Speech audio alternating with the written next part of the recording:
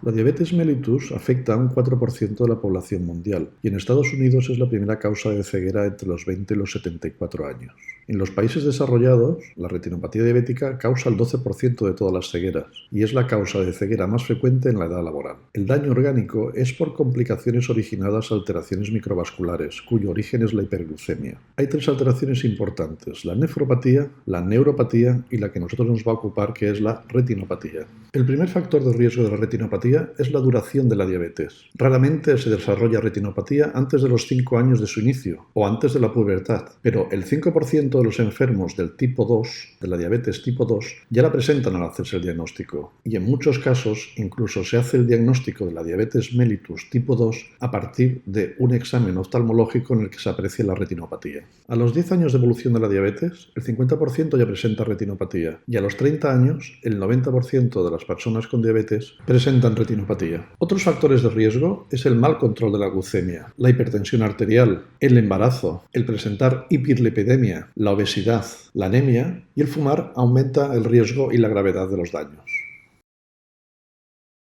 El daño de la diabetes a nivel ocular, la retinopatía diabética, es un daño progresivo que nosotros vamos a comentar ahora. Y existen diferentes clasificaciones para, de alguna manera, catalogar este daño. De todas las clasificaciones existentes, vamos a utilizar esta que os propongo aquí a la derecha, que es una clasificación muy sencilla y muy práctica, y que durante muchos años nos ha servido para comunicarnos con los compañeros de otras especialidades, como por ejemplo endocrinología o medicina de familia, a los cuales se les remite de forma habitual los informes oftalmológicos sobre la retinopatía diabética. Fundamentalmente, en cualquier clasificación vamos a encontrar dos grandes grupos de signos: la retinopatía diabética no proliferativa y la retinopatía diabética proliferante. Dentro de cada uno de estos dos grandes grupos vamos a encontrar diferentes subclasificaciones en función del grado de severidad y que podéis ver detallados en esta misma diapositiva a la derecha.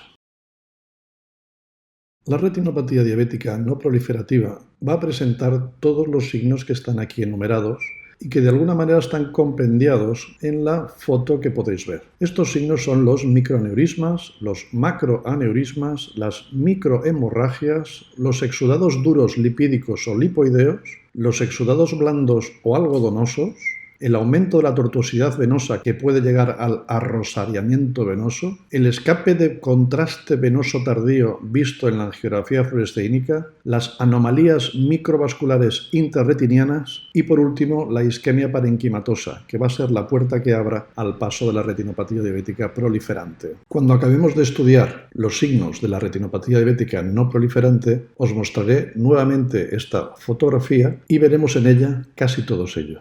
Solamente nos faltarán aquellos que necesitemos una angiografía fluoresceínica para verlos, como es el escape de contraste venoso tardío o la isquemia parenquimatosa. Los microaneurismas es el primer o de los primeros signos que vamos a ver en la retinopatía diabética. Estos son dilataciones vasculares de tipo sacular y se ven como puntos rojos redondeados que podemos ver en la diapositiva de la derecha, señalados con las flechas. Sus bordes son lisos y nítidos, debido a que el borde está formado por la pared vascular y esta se aprecia de forma lisa y la podemos ver de una manera nítida. Pueden ser arteriales o venosos y pueden tener un área de isquemia subyacente o adyacente al microaneurisma, como podéis ver en la foto inferior de una angiografía fluoresceínica señalado con la flecha roja, en la cual un microaneurisma está rodeado por una pequeña zona isquémica. Normalmente las paredes del microaneurisma son paredes más adelgazadas, algo debilitadas, pero sanas, aunque pueden tener fallos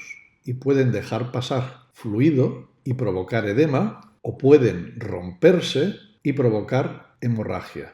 Los microaneurismas pueden permanecer en el tiempo o pueden llegar a desaparecer. Puedes ver en un fondo de ojo un microaneurisma en una zona y más adelante no encontrarlo. Si desaparecen, generalmente lo hacen por trombosis del microaneurisma.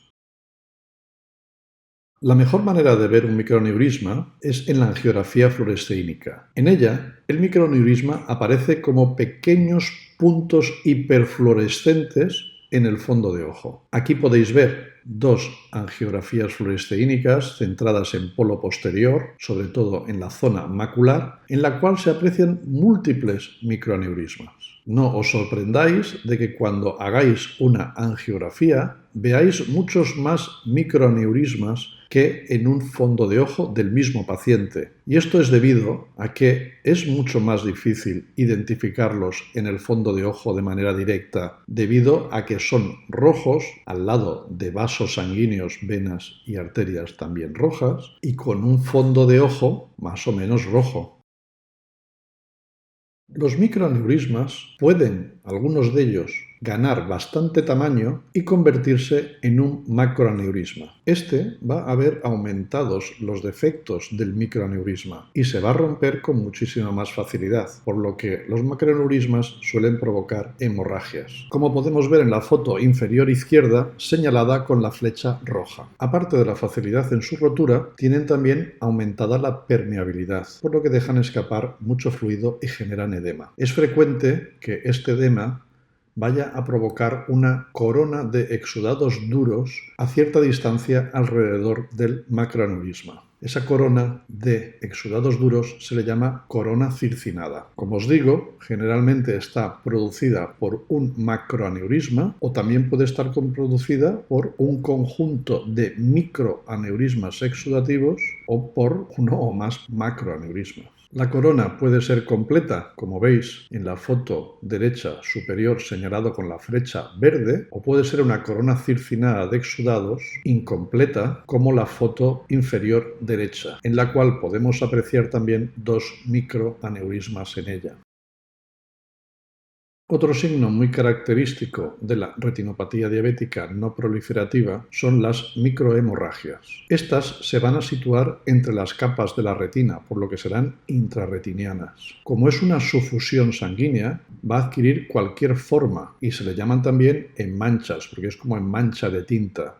Como os digo, va a tener diferentes formas y los bordes son irregulares. Se diferencian así de los microaneurismas que, al estar separados por la pared vascular, su borde es regular. Sin embargo, la hemorragia, como es una sufusión sanguínea, vamos a encontrar que el borde puede tener cualquier forma y, desde luego, nunca va a ser regular. Por otra parte, los bordes del microaneurisma eran bordes nítidos porque también estaban contenidos en la pared vascular. Sin embargo, los bordes de la hemorragia no son nítidos, son difuminados, porque la sufusión sanguínea tendrá diferentes grados y se va a distribuir en el borde como un degradado. Habrá una zona que habrá más sangre e irá desapareciendo esa sangre hasta en un sitio en el que no haya nada de sangre, pero entre esos dos puntos habrá un degradado de ese borde. Por lo tanto, el borde es irregular y difuminado en la hemorragia. En la angiografía fluoresceínica, las hemorragias se ven como manchas de color oscuro en las cuales no hay fluorescencia. Eso es debido a que la hemorragia tapa la fluorescencia subyacente de la coroides y de la retina. Hace un efecto cortina tapando esa fluorescencia, por lo que aparecen como zonas, como manchas oscuras. Aquí podéis ver dos angiografías fluoresceínicas en tiempos diferentes, la primera muy inicial, la segunda en tiempos tardíos de la fluorescencia, pero en ambos tiempos podéis ver estas manchas, que hay muchas, pero yo os he señalado algunas con las flechas. Se ven esas manchas oscuras. La presencia de exudados duros, lipídicos o lipoideos corresponde a dos hechos que lo provocan. El primero es la rotura de la barrera hematorretiniana y el segundo es la alteración del flujo axónico. Esto va a traer como consecuencia que haya un edema retiniano crónico y un acúmulo por depósito de sustancias de desecho. La rotura de la barrera hematorretiniana va a provocar que de los vasos escape mayor cantidad de fluido y va a provocar un edema que ha de ser característicamente crónico, y no solo va a salir fluido, sino que va a salir otras sustancias que se irán acumulando. Además, esto empeora al haber una alteración en el flujo axónico, ya que el flujo axónico sería en parte también responsable, contribuiría a disminuir ese edema retiniano, a evacuar fluido y al mismo tiempo a retirar esas sustancias que se están acumulando. Por lo tanto, ambos contribuyen a que haya el edema y que se acumulen sustancias de desecho. Uno porque contribuye a que se formen y el otro porque contribuye a que no se evacúen. En la composición de los exudados duros encontramos sobre todo lipoproteínas y otros lípidos y macrófagos. Se sitúan en la capa retiniana plexiforme externa y tienen una coloración amarilla brillante. Sus bordes son irregulares y nítidos. Este tipo de exudados tienen una larga duración e incluso pueden tardar años una vez ha desaparecido la causa que los produce. En las fotografías podéis ver en la superior los exudados duros a gran aumento y en la inferior cómo se aprecian en el conjunto del polo posterior.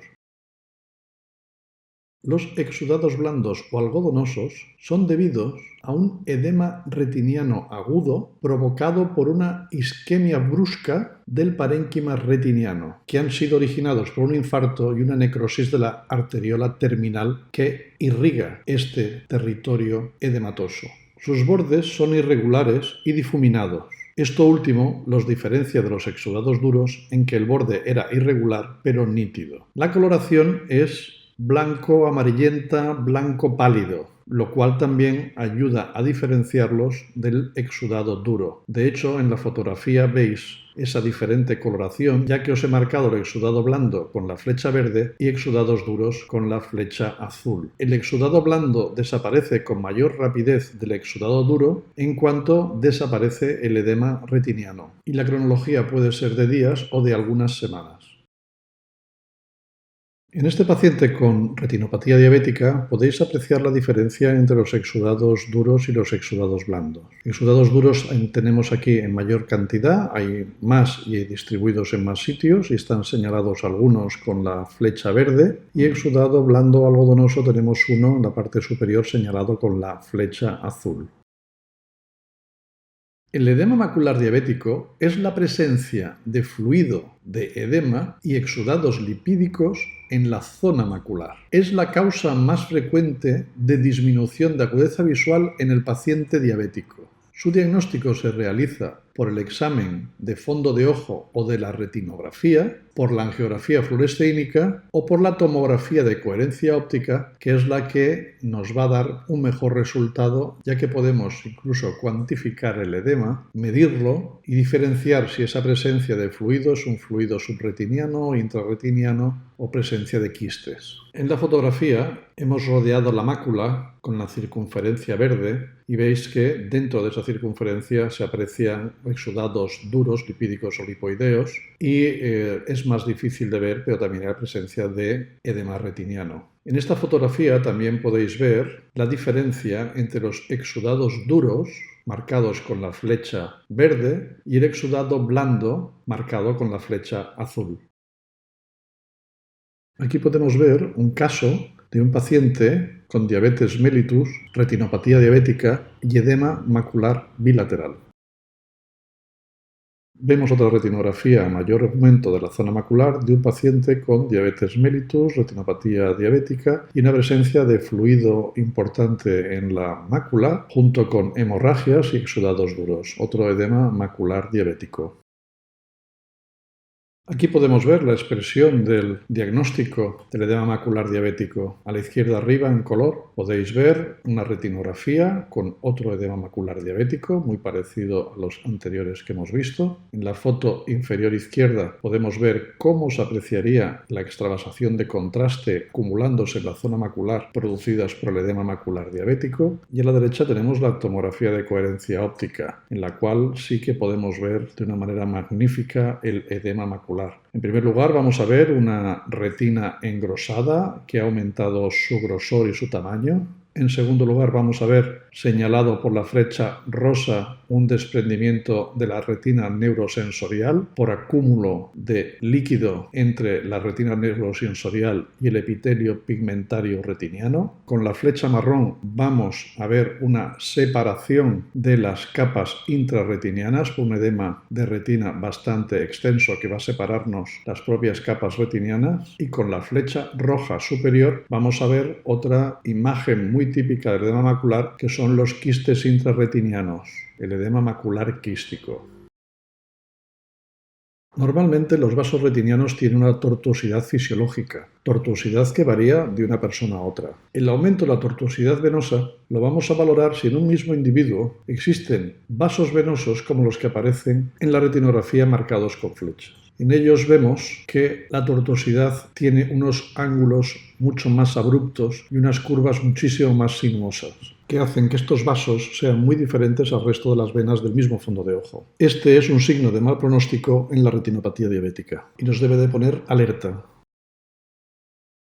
El grado máximo del aumento de la tortuosidad vascular venosa sería el arrosariamiento venoso, que tenemos en esta diapositiva marcado con las flechas. Como vemos en estos dos casos, adquiere una gran curvatura hasta hacer un círculo que imitaría a un collar o un rosario. El escape de contraste venoso, que se aprecia en tiempos tardíos de la angiografía fluoresceínica, es un signo también bastante característico de la retinopatía diabética no proliferativa en etapas avanzadas. Este signo nos muestra el compromiso vascular y la afectación de la permeabilidad de las paredes venosas. Los territorios hipoperfundidos van a mostrar isquemia, y esta isquemia va a provocar la liberación de factores quimiotácticos de crecimiento vascular, que va a hacer que los vasos proliferen. Estos vasos que han proliferado en zonas hipoperfundidas se denominan anomalías microvasculares intrarretinianas. AMIR. Aquí en la fotografía marcado con una flecha verde podéis ver un AMIR. Es muy fácil distinguirlo de los vasos normales, ya que son muy sinuosos y presentan numerosos microaneurismas. La pared del AMIR es normal, aunque algo más frágil, y puede funcionar como un vaso solo o puede contactar con AMIRes de otros territorios, haciendo shunts arteriovenosos. En esta angiografía tenemos rodeados con círculos dos AMIRes. Que la pared vascular de estos vasos sea normal hace que, como vemos en esta angiografía, apenas haya escape de contraste. Esta es una de las características que lo diferencian de los neovasos que veremos más adelante. En esta angiografía vemos una zona del parénquima retiniano situada entre el ecuador y la periferia, tremendamente hipoperfundida, con una grandísima isquemia. Observar la tremenda proliferación de amires que hay en toda la superficie retiniana.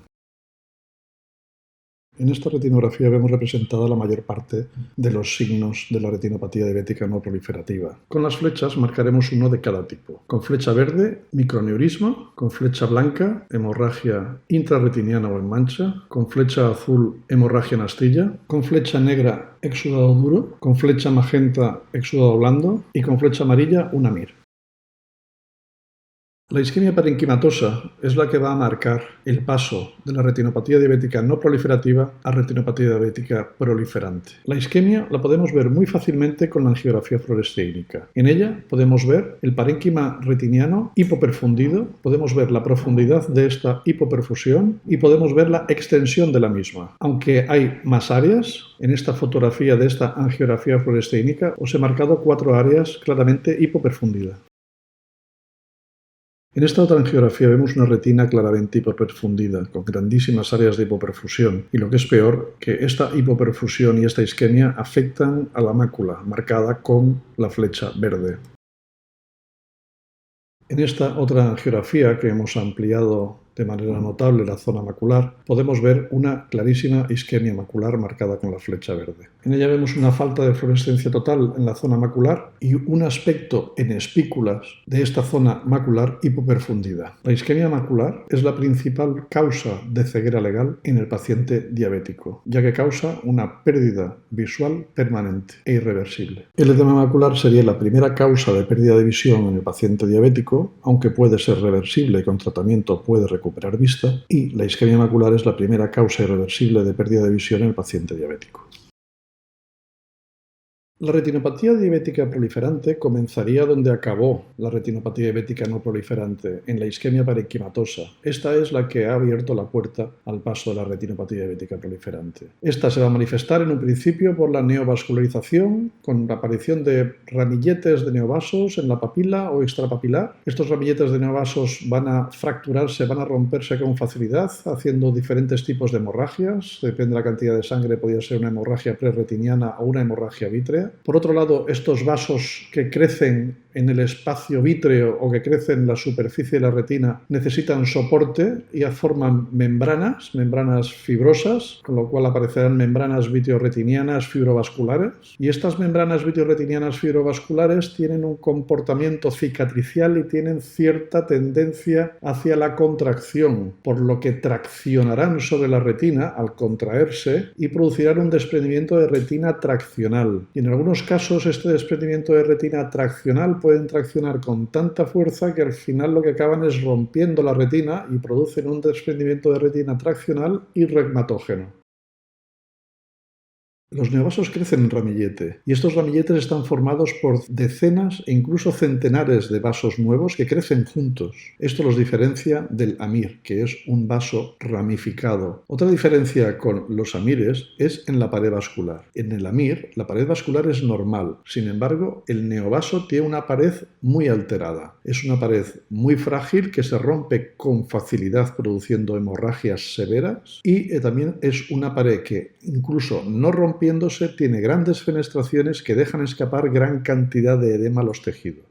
De hecho, es muy difícil, por no decir imposible, el ver un neovaso en la angiografía fluorescénica. Y esto es debido a que nada más llega el contraste al neovaso, el neovaso lo deja escapar y forma una nube blanca, una nube de hiperfluorescencia de todos esos neovasos dejando escapar el edema, que eres incapaz de poder ver esos neovasos debido a la gran fluorescencia que provocan. De hecho, fijaros en estas fotografías. Los neovasos de la fotografía inferior izquierda se ven con bastante claridad. Los neovasos de la fotografía inferior derecha no se ven con tanta claridad porque ya hay membranas y esas membranas fibrovasculares los esconden y por otra parte hay ya alguna rotura en la parte superior y hay una hemorragia vítrea. Fijaros también en la fotografía de la angiografía, la fotografía superior, en la cual ya no aparecen neovasos, ahí es imposible ver neovasos y eso que está hecha inmediatamente ha recibido los neovasos el contraste, pero nada más llegar el contraste sale al exterior, rodea los neovasos y impide verlo. Por lo tanto, es muy característico el ver estas grandes hiperfluorescencias en el fondo de ojo cuando existe una retinopatía diabética proliferativa por la presencia de estos neovasos.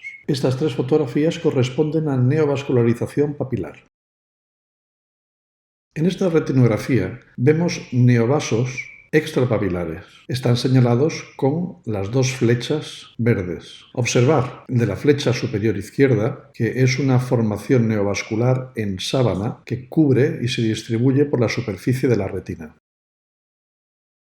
Este es el mismo caso anterior y es una angiografía de campo amplio en la cual con flecha verde tenemos marcado el neovaso que hemos visto anteriormente. Como veis ya no puedes ver los diferentes vasos que se ven en la retinografía y se ve como una mancha blanca. Y eso que estamos en las fases tempranas del angiograma. A medida que el angiograma transcurra seguirá llenando todavía más de contraste, al igual que los otros neovasos que aparecen ya de forma incipiente en las diferentes ramas vasculares de este fondo de ojo. Con flechas magenta tenéis zonas de isquemia parenquimatosa importante. Los neovasos se rompen con facilidad y forman hemorragias severas. En un primer término, estas hemorragias pueden estar contenidas por la hialoides posterior y se sitúan entre la retina y la hialoides posterior. Es frecuente que este tipo de hemorragias puedan tener un nivel superior plano, como en la de la fotografía. Observar también que por encima del nivel encontraréis un vaso retiniano con un aumento de la tortuosidad venosa, que ya habíamos comentado antes que era un signo de mal pronóstico. En esta retinografía vemos otra hemorragia prerretiniana o también llamada retrohialoidea. Estas hemorragias pueden ser tan severas que no puedan ser contenidas por la hialoides posterior y rompan la hialoides posterior. Y entonces el espacio vítreo se llena de sangre, lo que formará una hemorragia vítrea. En esta fotografía veis una hemorragia vítrea con coágulo superior y restos de coágulos y turbidez por la parte inferior, porque es una hemorragia pequeña. Pero una hemorragia vítrea grande va a ser aquella que el paciente no vea nada ni tú tampoco. El observador tampoco podrá ver nada porque el ojo estará lleno de sangre y no podrás ver en absoluto nada del contenido del fondo del ojo. Esta es otra retinografía de una hemorragia vítrea más densa, sobre todo en su porción ínfero-izquierda, en la cual ya no es posible percibir nada de las características del fondo del ojo. Este es el último ejemplo de hemorragia vítrea, en el cual vemos en la porción izquierda una hemovítrea muy densa y en la parte derecha podemos ver una hemovítrea menos densa que aún permite ver ciertos aspectos de la papila. En estos casos, para ver qué está ocurriendo en la cámara vítrea, es necesario hacer una ecografía. Arriba a la derecha vemos una ecografía de un vítreo normal y abajo a la izquierda vemos una ecografía con múltiples ecos densos dentro de la cámara vítrea debido a una hemorragia vítrea, y en la parte posterior se aprecia también un desprendimiento de retina. Las membranas vitreoretinianas están formadas por tejido conectivo que forman el soporte y el andamiaje de los neovasos, por lo que en unión con ellos hacen una membrana fibrovascular. Estas membranas fibrovasculares se anclan al vítreo y se anclan fuertemente a la retina y tienen tendencia a la contracción cicatricial, por lo que traccionan de la retina produciendo desprendimientos de retina. En la foto podemos ver membranas vitreoretinianas, hemorragias y desprendimiento de retina.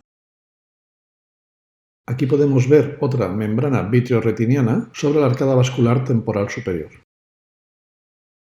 A los pacientes con retinopatía diabética proliferante, a los cuales se le hace tratamiento fotocoagulador, como en este caso, las membranas pueden evolucionar a una desaparición de los neovasos y quedar una membrana fría, estática, que permanece aquí sin traccionar a lo largo del tiempo.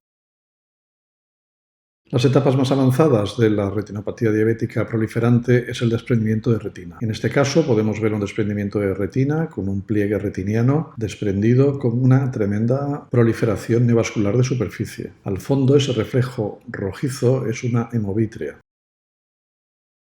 Otra retinografía con un desprendimiento de retina, pliegues de retina desprendidos, totalmente recubiertos por una proliferación neovascular en sábana.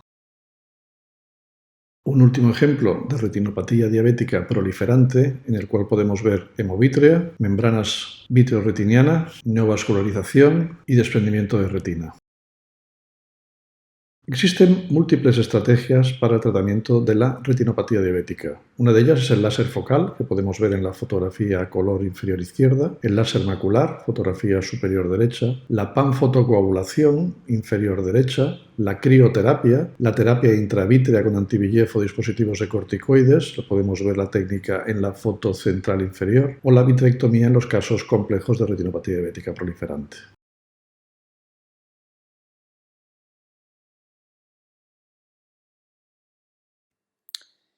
El edema macular diabético es la complicación de la retinopatía diabética consistente en un engrosamiento patológico, lo que se conoce como edema, de la parte central de la retina, la mácula. La mácula es la responsable de la visión fina y por lo tanto su alteración causa frecuentemente disminución de la agudeza visual. El edema macular diabético fue descrito por primera vez por Jäger en el siglo XIX mediante observación directa con oftalmoscopía del fondo del ojo por los cambios que presenta.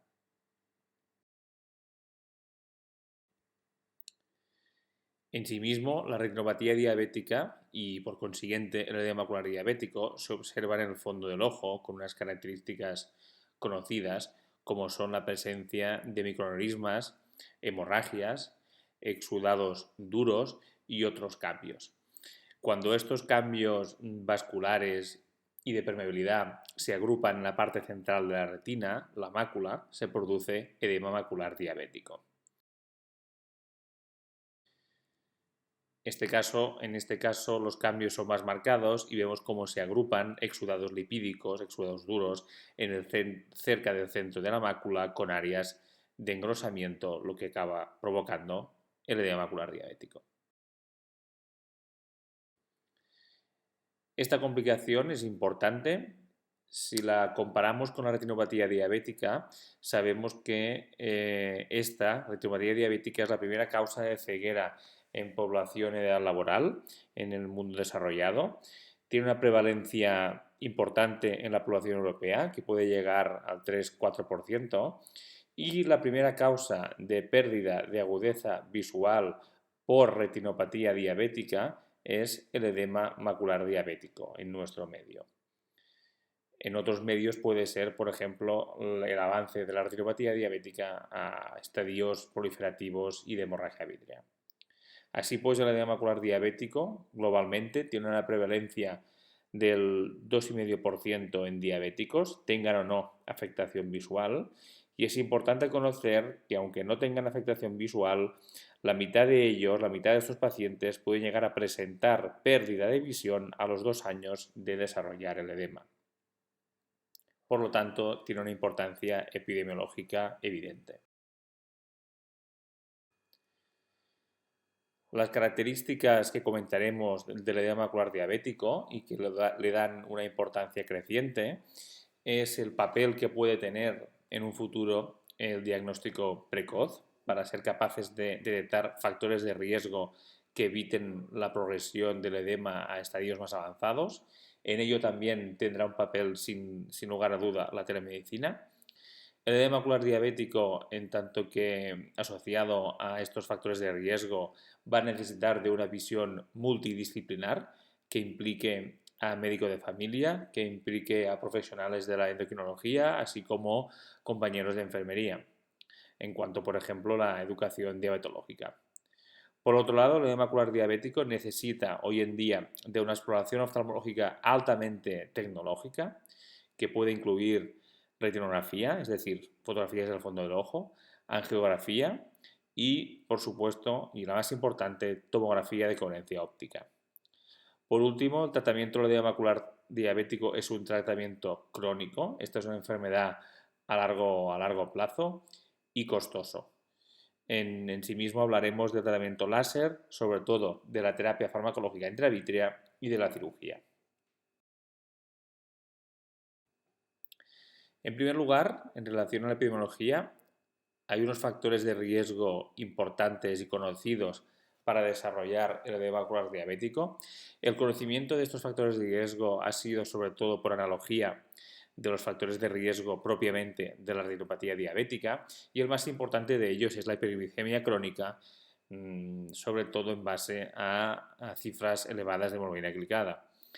En este sentido, la evidencia nos dice que con esos pacientes diabéticos con mejor control glicémico tienen menos probabilidad de desarrollar edema macular diabético, pero por otro lado no está tan claro la influencia del control glicémico en el tratamiento del edema macular diabético. Algunos casos pueden mejorar el edema macular diabético mejorando, optimizando este control glicémico. Por otro lado, casos de edema macular diabético más crónicos pueden ser resistentes incluso a una mejoría del control glicémico. Por otro lado, otros factores de riesgo también conocidos son la nefropatía, la hipertensión arterial, el embarazo y la dislipemia.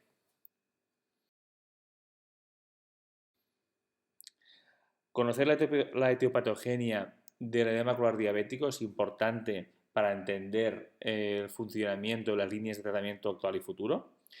Esta se basa en una disfunción del endotelio de la microangiopatía diabética que provoca, por lo tanto, extravasación de líquidos disolutos que salen de los vasos y se depositan en la retina, provocando, por lo tanto, engrosamiento y disfunción de la mácula con la consiguiente disfunción visual.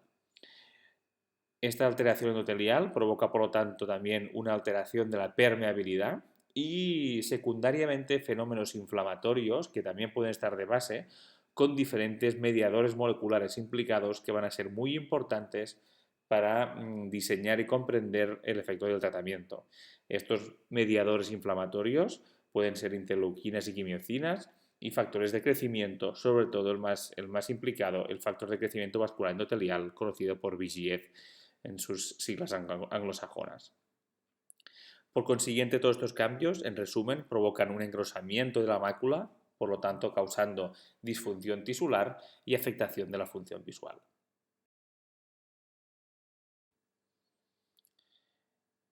Vemos una comparativa de imágenes de edema macular diabético, en este caso a la izquierda una fotografía del edema macular en su localización de la mácula. La línea de corte nos daría estas diferentes imágenes. En la imagen B es un corte histológico de una mácula. La imagen C es una imagen por tomografía de coherencia óptica de una mácula. En estos ambos casos es una mácula sana sin edema macular. Y la última imagen, la imagen D, vemos como esta mácula está engrosada, se pierde el perfil del centro de la mácula, de la fóvea, y se aparecen estos acúmulos de líquido y de quistes característicos del edema macular. Así pues, en el diagnóstico del edema macular van a tener un papel diferentes técnicas. Por un lado, determinar, por supuesto, la agudeza visual para ser capaces de conocer la respuesta al tratamiento y de qué visiones partimos y a qué visiones podemos llegar. Seguidamente, clásicamente, la oftalmoscopia del fondo del ojo, la visión del fondo del ojo mediante lupas indirectas, y la retinografía, la fotografía del fondo del ojo, que nos dará la misma información. Por otro lado, una evolución de la retinografía es la angiografía fluoresceínica, que nos permite visualizar los vasos de la retina, la circulación sanguínea. Y por último, la exploración más importante a día de hoy, que es la tomografía de coherencia óptica, que nos permite estas imágenes casi histológicas de la mácula, ya sea en su modalidad estructural o últimamente con el nuevo desarrollo de la modalidad por angiografía. Un ejemplo de la imagen que podemos ver por oftalmoscopía o retinografía, de los cambios que podemos ver en pacientes con edema macular diabético, nos importarán sobre todo la afectación de la parte central de la retina. Por lo tanto, retinografías y oftalmoscopías de campo amplio, como nos pueden dar aparatos más avanzados con importancia en la retinopatía diabética, para edema macular diabético pueden no ser indispensables. La angiografía fluoresceínica a nivel de la mácula puede ser también importante. A nivel de retinopatía diabética y de afectación del conjunto de la retina tiene otras indicaciones, como es determinar el estadio proliferativo o la existencia de neovasos. A nivel de macular diabético, estas características pasan en segundo lugar, y nos interesará o será de interés en el manejo de estos pacientes ser capaces de caracterizar diferentes hallazgos que se pueden encontrar en estos pacientes, como es la presencia de microaneurismas que estén ocasionando este edema, que se pueden agrupar de forma localizada, lo que se conoce como un edema focal. Se pueden agrupar de una forma difusa en el conjunto de la mácula, entonces presentaremos un edema difuso con pérdida general de la permeabilidad y un engrosamiento general. También podemos detectar isquemia de la mácula, eso significa una dificultad de perfusión en la parte central de la mácula, y eso normalmente se acompaña de un mal pronóstico visual. Y por último, podemos también detectar mediante angiografía áreas de no perfusión periférica que, aun y no estar en la zona macular, tienen su importancia en la comprensión de la enfermedad. Por último, la tomografía de coherencia óptica. Esta es la prueba Princeps de la edema macular. Hemos comentado que tiene dos vertientes, la estructural y la angiografía. De ellas, la más importante a día de hoy es la estructural, y eso nos permite diferenciar diferentes patrones de edema macular diabético, como es el engrosamiento difuso de la retina, en este caso la imagen B. Podemos observar cómo la retina se engrosa de forma generalizada.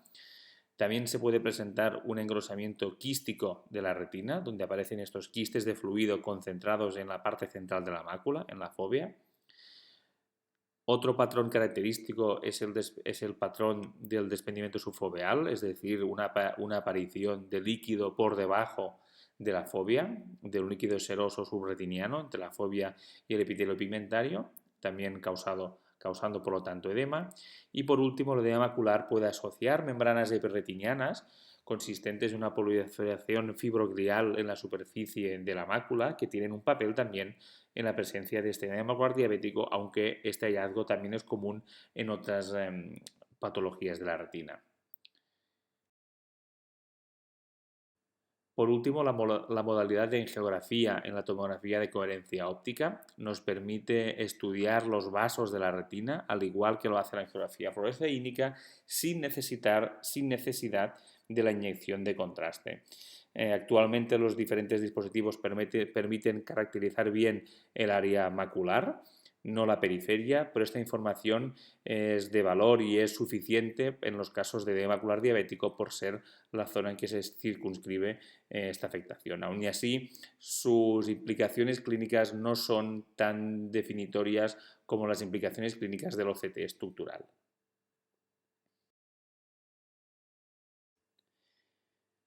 La parte más importante quizás del edema macular diabético es el tratamiento, al tratarse por tanto de una enfermedad crónica que se puede alargar en el tiempo de forma importante, una enfermedad crónica que incapacita gravemente al paciente y que necesita de este tratamiento para evitar la ceguera, incluso ganar visión, un tratamiento que va a ser caro y se va a mantener en el tiempo. El tratamiento de primera línea es el control, por supuesto, de los factores de riesgo y el control glicémico. No debemos olvidar nunca que el paciente con edema macular diabético también tiene retinopatía diabética, por lo tanto es importante controlar que esta retinopatía no avance a estadios avanzados, a estadios proliferativos, no presente hemorragias vítreas, que esto necesita de un abordaje directo y complementario. Y por último, el tratamiento propio del edema macular diabético, que como hemos comentado consiste en el láser, en la terapia farmacológica intravítrea y en la cirugía. Así pues, el tratamiento del edema macular diabético es un tratamiento escalonado. En primer lugar, factores de riesgo y control glicémico. En segundo lugar, vigilancia de la retinopatía diabética. Y, finalmente, más importante, el propio tratamiento del edema macular diabético en sus tres facetas: tratamiento láser, tratamiento farmacológico intravítrea y cirugía. En primer lugar, es importante conocer los factores de riesgo para desarrollar edema macular diabético. Su conocimiento se obtuvo por analogía del conocimiento que tenemos de la retinopatía diabética y el principal factor de riesgo es la hiperglicemia crónica, cuyo estudio más pormenorizado es mediante la hemoglobina glicada. Sabemos, por lo tanto, que aquellos pacientes con mejor control glicémico desarrollan menos edema macular diabético. Sin embargo, no está claro que la normalización del edema macular diabético, una vez ya se ha establecido la normalización de la hiperglicemia, ayude en el manejo futuro de este edema macular diabético. Sin embargo, hay otros factores de riesgo, como son la hipertensión arterial, la dislipemia, el embarazo y la nefropatía, que también pueden influir en este edema macular diabético. Y es muy importante saber que aunque pacientes crónicos con edema macular diabético no cambie mucho su presentación con la mejoría de estos factores de riesgo, sí que mejoraremos aspectos vitales del paciente, como es, por ejemplo, su riesgo cardiovascular, mediante una optimización de estos factores de riesgo. En cuanto al tratamiento ya propiamente ocular, es muy importante tener un conocimiento de la base fisiopatológica del edema macular diabético. Como su nombre indica, la área de la mácula, que es la parte central de la retina encargada de la visión, cuando ocurren una serie de alteraciones a nivel de la permeabilidad vascular, se produce edema. Edema significa engrosamiento de la mácula, y por lo tanto una mácula engrosada es una mácula disfuncional y por lo tanto causante de disminución de agudeza visual. Una serie de factores biológicos y bioquímicos ocurren en este edema macular y una serie de alteraciones anatómicas en consecuencia, como es una alteración de la unión de los capilares, de las láminas basales, se produce inflamación y estrés oxidativo, reclutamiento de leucocitos y al final necrosis y apoptosis de los tejidos. Por lo tanto, esta disfunción a la larga puede ocasionar cambios crónicos en la mácula que dificulten su recuperación. A nivel de imagen, la imagen superior es la de una mácula normal, la imagen inferior es una mácula edematizada con engrosamiento de la retina neurosensorial, con aumento del líquido, con exudados duros, muchos de los hallazgos típicos del edema macular diabético. Esta base fisiopatológica tiene su traducción en las bases anatómicas del tratamiento del edema macular diabético. Por lo tanto, edemas maculares que sean muy localizados, circunscritos, se pueden caracterizar o se pueden conocer como edemas maculares clínicamente significativos. Y esto va a ser importante en algunos tratamientos. Y para ello necesitamos explorar detenidamente el fondo de ojo mediante biomicroscopía o retinografías. En segundo lugar, la angiografía del fondo de ojo, la angiografía retiniana, nos permite conocer la vascularización de la retina y conocer si hay puntos de fuga, puntos locales de aumento de la permeabilidad vascular. Y eso nos permite caracterizar el edema macular por edemas maculares focales asociados a crecimientos muy localizados de esta permeabilidad o edemas maculares difusos, donde es el conjunto de la mácula que exuda este material causante de edema macular. Por último, la exploración que más utilizamos y más importante es en el edema macular diabético es el OCT. La tomografía de coherencia óptica nos permite cuantificar el grosor de la mácula. Vemos como la imagen superior es una mácula que en la parte central, en la fovea, no está engrosada, aún y que el mapa de grosores, el mapa de colores, sí que hay zonas engrosadas, que son las zonas más calientes en rojo. Y la imagen inferior es un edema macular de mucha más entidad, con mucho más engrosamiento en rojo, y en este caso sí que hay un engrosamiento central. Por lo tanto, mediante OCT vamos a poder ser capaces de caracterizar si el engrosamiento del edema macular diabético afecta el centro de la mácula, la fovea, y eso va a ser muy importante en cuanto a decidir el tratamiento. Hemos comentado, por tanto, que el tratamiento va a ser triple. Hay tres vertientes de tratamiento: láser, farmacológica intravítrea y cirugía. Empezaremos por la explicación por la parte más agresiva, que es la cirugía. La cirugía implica una vitrectomía mecánica vía pars plana, es una cirugía intraocular donde se entran unos instrumentos de pequeño calibre en el interior del ojo y podemos actuar sobre diferentes partes de la retina y de la mácula. Las indicaciones del tratamiento quirúrgico se limitan a aquellos casos de edema macular diabético con complicaciones intraoculares, como por ejemplo una membrana epirretiniana, como vemos en la imagen de la izquierda, donde encima del edema macular diabético hay un crecimiento de células del fondo de ojo que distorsionan también la visión. Por otro lado, también va a ser la opción quirúrgica en aquellos casos con edema macular diabético que presenten complicaciones coincidentes de la retinopatía diabética per se, como puede ser una hemorragia vítrea. La cirugía hoy en día en el edema macular diabético se utiliza en muy pocos casos cuando hay estas complicaciones coincidentes. Por contra, el tratamiento láser es un tratamiento es el menos agresivo que podemos realizar, y el tratamiento láser tiene dos vertientes. Por un lado, el tratamiento de la retinopatía diabética. El tratamiento de la retinopatía diabética es la fotocoloración panretiniana cuando hay las formas más graves y proliferativas, y es importante vigilar estas formas graves y proliferativas que acompañan al edema macular diabético. Y concretamente en el edema macular diabético, el tratamiento láser de elección puede ser el tratamiento mediante fotocoloración focal.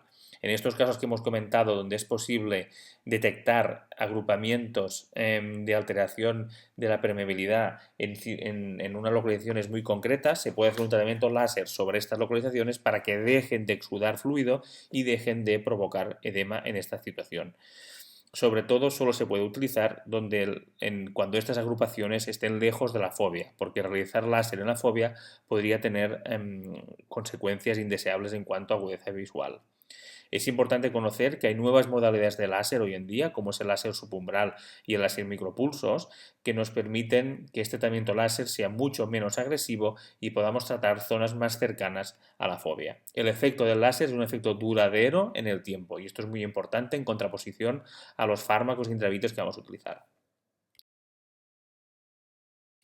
Las modalidades de tratamiento láser, el tratamiento focal, como hemos comentado, se definieron hace muchos años, en el 85, a partir de un gran estudio, que es el estudio TDRS, y el tratamiento focal, por lo tanto, implica fotocoagular estas zonas muy localizadas y está muy marcado las guías de fotocoagulación de estas zonas. El tratamiento mediante láser focal protege de la pérdida de visión. Es difícil que este tratamiento haga ganar visión a los pacientes, pero sí que nos puede proteger de que no pierdan más visión. Como hemos dicho, las nuevas modalidades como láser subumbral y micropulsos mejoran mucho este tratamiento y versiones más antiguas del tratamiento láser, como son el láser rejilla y sus variantes, hoy en día ya están en desuso. También es importante saber que el láser focal se puede utilizar de forma combinada con otras opciones como son la cirugía y, como ahora veremos, con la terapia intravítrea. Se pueden combinar tratamientos. La terapia intravítrea la comentamos al final porque es la más importante para el diagnóstico diabético, ya que hoy en día la gran mayoría de pacientes siguen tratamiento mediante terapia farmacológica intravítrea. Esta terapia implica inyectar fármacos en el cuerpo vítreo. Estos fármacos van a tener una acción a nivel molecular en la retina, bloqueando mediadores de la permeabilidad y de la inflamación, como son las interleuquinas, las quimiocinas y el VEGF. Eso va a provocar el bloqueo de estos factores que disminuya el edema macular, pero es importante saber que, a diferencia del láser, su efecto no es duradero en el tiempo. Por lo tanto, el tratamiento se puede alargar y puede ser un tratamiento crónico con diferentes frecuencias de inyección.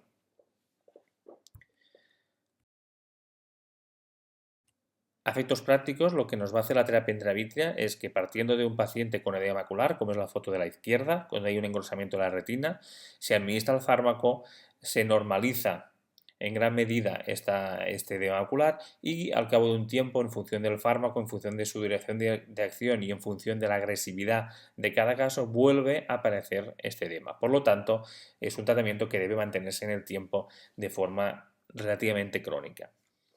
Existe hoy en día dos grandes familias de fármacos que podemos inyectar para tratar el edema diabético, y estas dos familias son los anti-VEGF.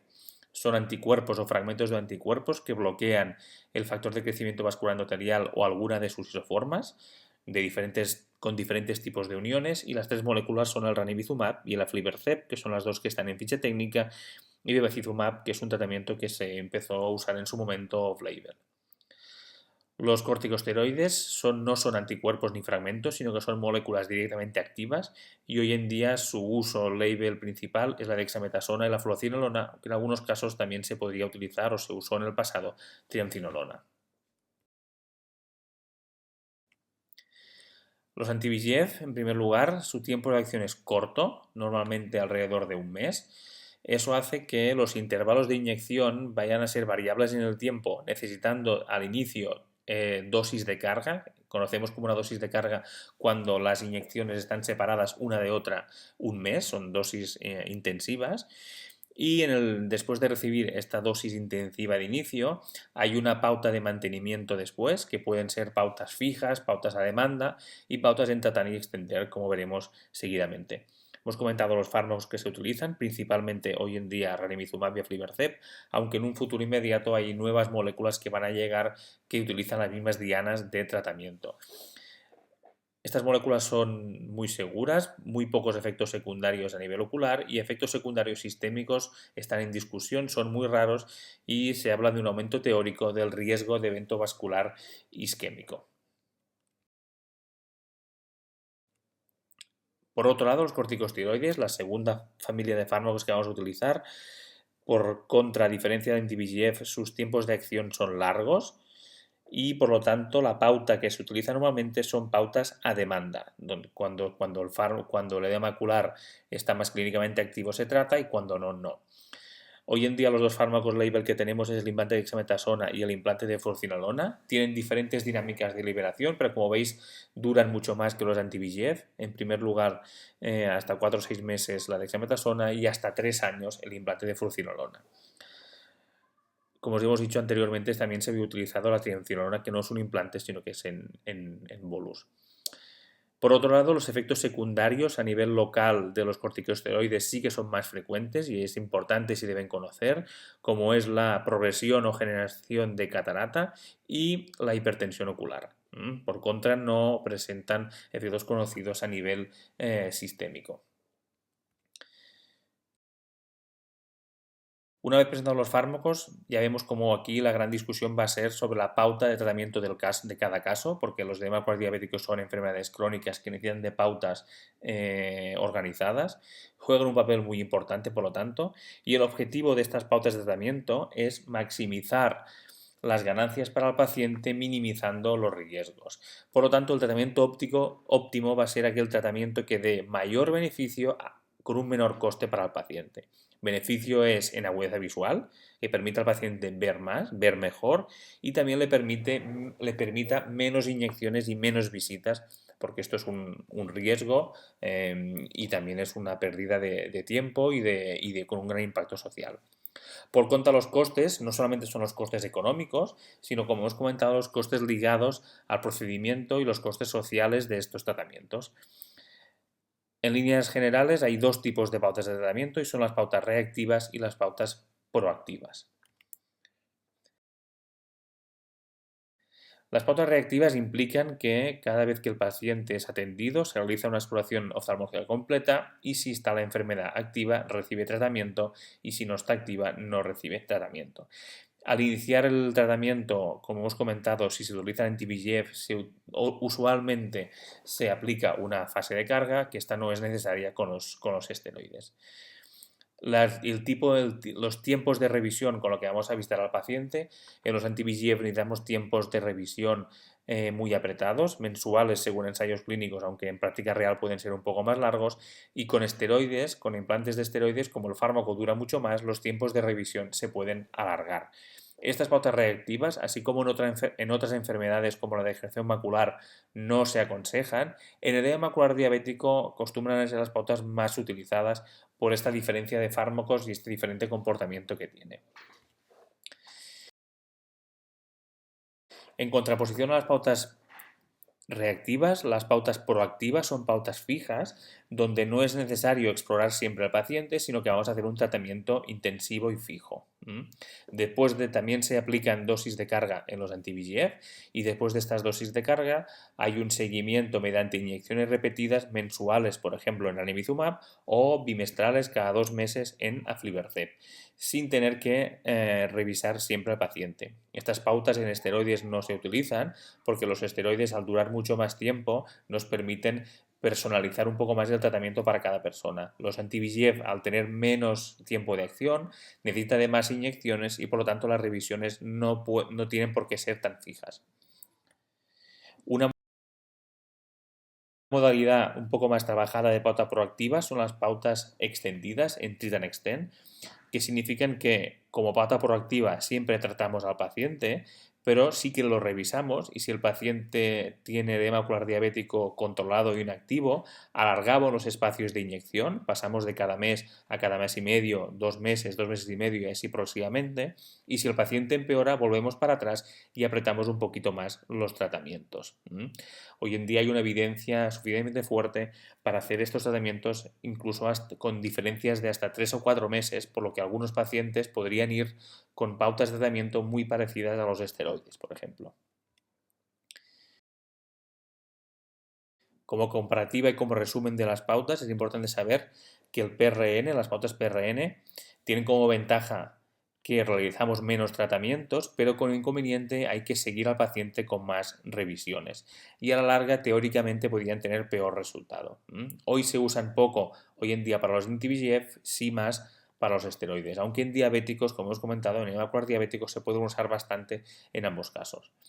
Las pautas fijas, sobre todo la pauta bimestral, nos permite no tener que ver siempre a los pacientes y eso facilita un poco el número de visitas, manteniendo el número de tratamientos, pero sí que nos va a causar que aquellos pacientes que sean leves y que irían bien con pocas inyecciones reciban más inyecciones de la cuenta y por contra esos pacientes graves que necesitarían muchas inyecciones reciban menos de la cuenta. Por lo tanto es un tratamiento poco personalizado. Sin embargo sí que es útil cuando usemos anti-VEGF en un escenario de mucha carga asistencial. Por último, los tratamientos Treat and Extend nos permiten personalizar el tratamiento para cada caso y serían seguramente los tratamientos de elección si podemos visitar y tratar al paciente en un mismo momento. Finalmente, la cirugía para la edema macular consiste en una vitrectomía mecánica vía vas plana de pequeño calibre normalmente, implica el pelado de la membrana epiteliana, el láser intraocular y otros. Así pues, la indicación de cirugía en edema macular diabético es esos casos que presenten un componente traccional, sobre todo en base a la existencia de una membrana epiteliana asociada al edema, así como esos pacientes con edema macular diabético que presenten complicaciones coincidentes de la retinopatía diabética, como puede ser un hemovítrea. En líneas generales, la cirugía para edema macular diabético se reserva para casos muy seleccionados y hoy en día, como hemos comentado, la gran mayoría de pacientes siguen tratamiento, como hemos podido adivinar, con fármacos de acción intravítrea. Como resumen de esta presentación, en cuanto al tratamiento, para hacer un resumen importante, en cuanto a factores de riesgo y control glicémico, hay que optimizar la glicemia, la hipertensión y la dislipidemia. En cuanto a retinopatía diabética, es importante vigilar y tratar las formas proliferativas de retinopatía y sus complicaciones. Y centrados en el edema macular diabético, en cuanto al láser, el láser focal lo haremos cuando hay edema que no afecte el centro de la fovea, que no afecte el centro de la mácula. La terapia farmacológica intravítrea va a ser muy importante diferenciar qué fármaco utilizamos y con qué pauta. Y por último, la cirugía es importante saber que la utilizaremos cuando haya otras complicaciones asociadas. Finalmente, para hablar un poco del futuro del edema macular diabético, estamos convencidos que la telemedicina va a tener un papel muy importante en el diagnóstico precoz del edema macular diabético. Para optimizar el manejo sistémico de los pacientes va a ser necesario un abordaje multidisciplinar del paciente con diferentes actores implicados. Y en cuanto al tratamiento, esta disyuntiva de fármacos y de pautas, que hoy en día se decide en base al estado ocular, a sus posibles complicaciones y a la dinámica de visitas y la dinámica social de cada paciente, en un futuro podremos tener tratamientos guiados. Este futuro no está muy lejos. Tratamientos guiados ya sea con muestras intraoculares del paciente, que seamos capaces de analizar muestras de fluidos intraoculares para saber qué moléculas están alteradas y poder hacer un tratamiento dirigido a estas moléculas, y por contra, mediante inteligencia artificial, mediante análisis muy detallados de toda la información que sacamos de las fotografías y de los OCTs del fondo del ojo, saber qué tratamiento va a ir mejor para cada paciente y, por lo tanto, enfocar estos pacientes complejos con muchas comorbilidades y con gran impacto en la vida económica y social de nuestra población, enfocarlos de una forma eficiente con unos resultados óptimos.